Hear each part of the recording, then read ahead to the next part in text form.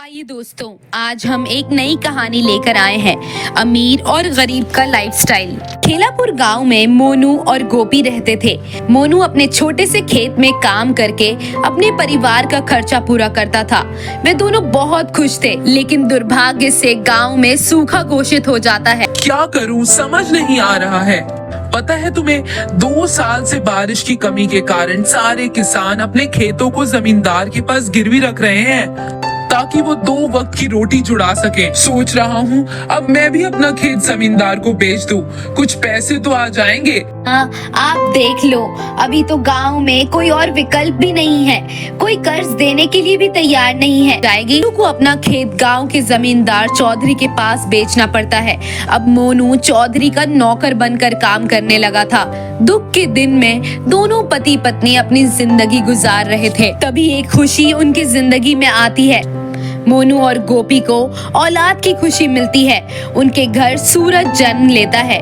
दोनों बहुत अब उनका खर्च बढ़ता चला जा रहा था। मोनू बहुत कर्ज ले चुका था क्योंकि चौधरी बहुत कम पैसे देता था। इसलिए गोपी मोनू की सहायता के लिए लोगों के घरों में साफ सफाई का काम करने लगती है, जिस वजह से सूरज को घर में अकेले ही रहना पड़ता था। वो दिन भर इधर उधर भागता रहता था। एक दिन जब काम से गोपी अपने घर वापस आती है, वो कहती है, हे भगवान, ये क्या हो गया तुम्हें, इतना खून। तभी उसकी पड़ोसन उसे बताती है कि सूरज का पैर टूट गया है। गोपी बहुत परेशान हो जाती है और वो रोने लगती है। वो अपनी पड़ोसन के साथ वैद्य के पास जाती है। वैद्य कहते हैं, देखो बेटा, चोट बहुत बड़ी है, मैंने अस्थायी इलाज कर दिया है, तुम इसे शहर के अस्पताल ले जाकर दिखाओ। तभी मोनू भी अपने काम से लौटकर आ जाता है। गोपी सूरज को लेकर घर आती है। अरे भाग्यवान, तुम कहाँ गई थी और ये सूरज को क्या हो गया है? मैं वैद्य जी के पास गई थी, इसके पैर में चोट आई है। वैद्य जी ने बताया है कि चोट बहुत बड़ी है, इसलिए इसे शहर के अस्पताल में ले जाकर दिखाना होगा। शहर जाना होगा? इसके लिए तो मुझे सेठ जी से छुट्टी लेनी पड़ेगी। पता नहीं वो छुट्टी देंगे भी या नहीं। कल गोदाम में अनाज भरने के लिए कहे थे, फिर भी मैं एक बार कल फोन करके देखूंगा। मोनू फिर सूरज के साथ टीवी देखने लगता है। अगली सुबह मोनू अपने मालिक को फोन करता है। हेलो मालिक, मैं मोनू बोल रहा हूँ। मेरे बेटे के पैर में चोट आ गई है, मुझे उसे शहर के अस्पताल ले जाना है। मैं आज काम पर नहीं आ पाऊंगा, तो क्या मैं छुट्टी ले सकता हूँ? देखो मोनू, अगर तुम्हें परमानेंट छुट्टी चाहिए तो साफ साफ कहो। ये रोज रोज छुट्टी लेने के नए नए बहाने मत लगाओ। अगर काम पर आना है तो अभी आओ, नहीं तो अपना हिसाब ले जाओ। ऐसे भी तुम जैसे काम वाले मुझे बहुत मिल जाएंगे।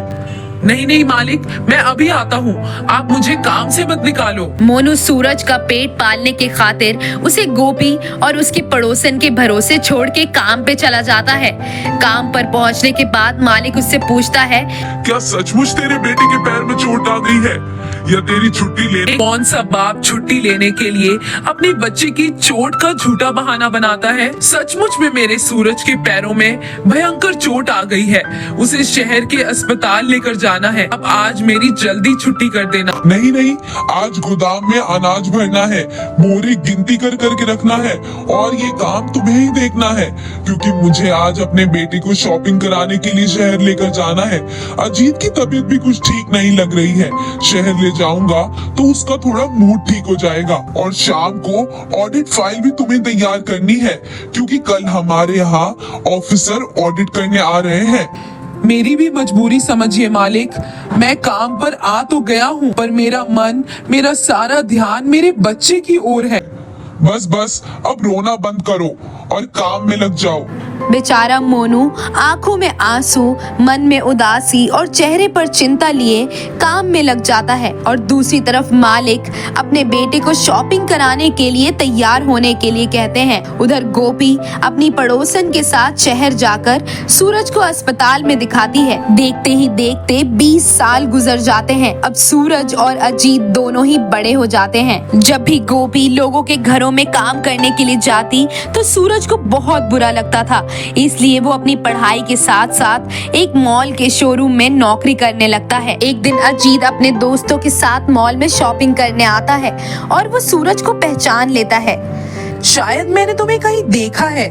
अरे याद आया, तुम तो वही हमारे मजदूर, क्या नाम है उनका, हाँ याद आया, मोनू, उसके बेटे हो ना? वो सर, अरे बस बस, इतना क्या नाटक कर रहे हो? अच्छा, वैसे तेरा बाप है बहुत मेहनती, सारा काम बड़ी लगन और मेहनत से करता है। वैसे ये भी अच्छी बात है कि तू कपड़े बेचने का काम करता है, चलो बढ़िया है। वैसे भी एक मजदूर के बच्चे इससे ज्यादा कर भी क्या सकते हैं। अच्छा लिसन, अगर तुम्हें कोई काम चाहिए हो तो बस बता देना। वैसे भी अब तुम्हारा बाप बूढ़ा हो चला है, तो उनके बाद हम तुम्हें काम पर रख लेंगे। अजीत अपने सभी दोस्तों के सामने उसका खूब मजाक उड़ाता है। सूरज दिन भर नौकरी करता और रात को जागकर पढ़ाई करता था। उधर अजीत सारा दिन मस्ती करता और रात को दोस्तों के साथ ड्रिंक और पार्टीज करता। एक दिन मोनू चौधरी के यहाँ लिखा पढ़ी का काम कर रहा था, तभी वो अजीत को कहते हैं कि अजीत, ये सब क्या है? तुम दिन भर दोस्तों के साथ मटर गश्ती करते हो और रात को पार्टी। तुम अपनी स्टडीज पर बिल्कुल भी ध्यान नहीं दे रहे हो। ओहो पापा, प्लीज अब आप फिर से लेक्चर देना मत शुरू कर देना। हम अमीर लोग हैं, ये सब तो शौक है हमारे, और अगर हम अभी अपनी लाइफ एंजॉय नहीं करेंगे तो कब करेंगे? और स्टडीज और कमाने के लिए तो सारी उम्र पड़ी है ना, यही तो टाइम है हमारा एंजॉय करने का। और वैसे भी मुझे नौकरी छोकरी में कोई इंटरेस्ट नहीं है, मैं तो अपना बिजनेस करूंगा और उसके लिए मुझे आपसे पैसे की जरूरत होगी।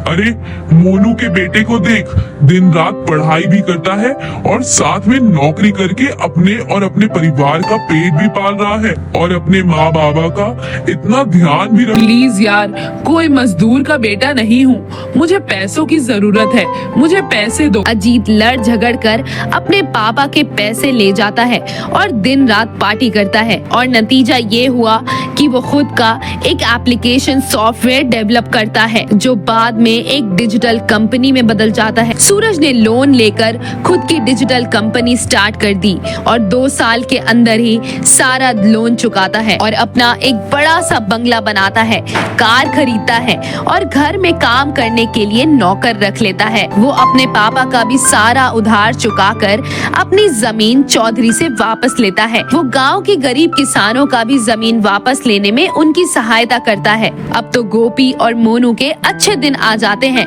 वहीं दूसरी तरफ अजीत अपने बिजनेस में खूब पैसे लगाता है, लेकिन काम पर बिल्कुल भी ध्यान नहीं देकर पार्टीज में बिजी रहता है, जिसका नतीजा ये हुआ कि उसकी कंपनी घाटे में जाने लगती है और उसको बचाने के लिए वो अपने पापा से और पैसे मांगता है।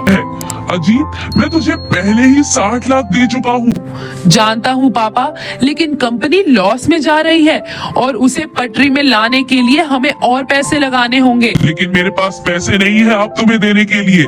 पापा, मैं इस घर को बेचकर हूँ। चौधरी भी अजीत की बातों में आ जाता है और अपने घर को गिरवी रख देता है और बैंक से मिले पैसे अजीत को दे देता है। फिर चौधरी को पता चलता है कि अजीत सारा पैसा सुट्टे में लगा रहा होता है। एक दिन मोनू अपने बेटे के साथ मालिक के घर जाता है, तभी चौधरी और अजीत आपस में बात कर रहे होते हैं। मेरी तो कुछ समझ में ही नहीं आ रहा है, मैं अपने घर को कैसे बचाऊं? जमींदारी भी खत्म हो चुकी है, अब हम बैंक का लोन कैसे भर पाएंगे? तुम्हारे पास तो कोई नौकरी भी नहीं है। मोनू और सूरज उनकी सारी बातें सुन लेते हैं। मोनू चौधरी से कहता है, मालिक ये लीजिए मिठाई, मेरे बेटे की मेहनत की वजह से हमारे तो दिन ही बदल गए हैं। भगवान किसी को भी घमंड ना करवाए, क्योंकि सबके दिन एक जैसे नहीं रहते हैं। अजीत, ये लो मेरा विजिटिंग कार्ड, सुबह मेरे ऑफिस आकर मुझसे मिल लेना, मैं तुम्हें कोई नौकरी जरूर दे दूंगा जिससे तुम अपना घर बचा सको। थैंक यू सो मच सूरज। तुम्हारी बहुत मेहरबानी बेटा, हम तुम्हारा ये एहसान कभी नहीं भूलेंगे। इसके बाद मोनू अपने बेटे सूरज के साथ एक बड़ी सी गाड़ी में बैठकर चला जाता है और इधर चौधरी और अजीत अपने किए पर बहुत पछताते हैं। तो दोस्तों, मॉरल ऑफ द स्टोरी ये है कि हमें कभी पैसे पर घमंड नहीं करना चाहिए। पैसा कभी किसी का अपना नहीं होता। अगर आपको हमारी ये स्टोरी पसंद आई हो तो इसे लाइक करना बिल्कुल नहीं भूलिएगा, और अगर आपको हमारी कहानी पसंद आई हो तो हमें कमेंट में जरूर बताना, और हमारी कहानी को लाइक करना और चैनल को सब्सक्राइब करना बिल्कुल ना भूलना।